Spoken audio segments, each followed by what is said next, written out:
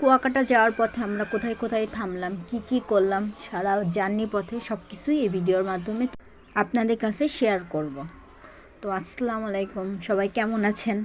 আমরা কলেজ থেকে সবাই মিলে, সব ফ্রেন্ড সার্কেল, টিচাররা মিলে একটা কুয়াকাটার ট্যুর অ্যারেঞ্জ করেছিলাম। এখানে ম্যানেজমেন্টের কিছু স্টুডেন্ট ছিল, ফিনান্সেরই স্টুডেন্ট ছিল বেশি। তো আমরা রাত্রেবেলা রাত 11টার দিকে রয়্যালের মোড় থেকে বাস করে রওনা দিয়েছিলাম। তো চলতে চলতে সবাই অনেক মজা করেছে, কেউ ড্যান্স করেছে, ছবি টবি তোলা, টুকটাক ভিডিও করেছিলাম আমি আপনাদের সাথে শেয়ার করার জন্য। দেন আমরা চলতে চলতে রাত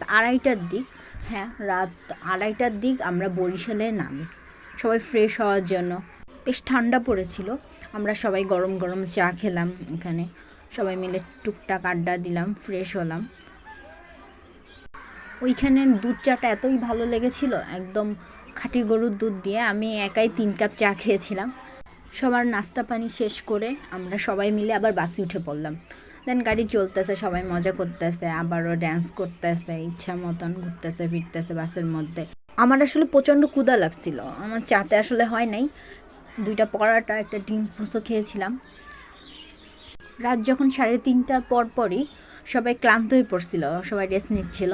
আমার মনে হয় সারা বাসে আমি আর একমাত্র ড্রাইভার মামাই জেগেছিলাম, আর সবাই টায়ার্ডে একটু রেস্ট নিচ্ছিল। দেন আমরা খুব ভোরবেলা কুয়াকাটা পৌঁছে গেলাম, একদম ভোরে। সেখান থেকে আমরা হোটেলে যেয়ে আমাদের ড্রেস চেঞ্জ করা, কাপড়ের ব্যাগ ট্যাগ রেখে সেখান থেকে আবার রওনা দিয়েছিলাম সূর্য উদয় দেখতে। দেন আমরা ফাইনালি কুয়াকাটা পৌঁছে গেলাম। সবাইকে আল্লাহ হাফেজ।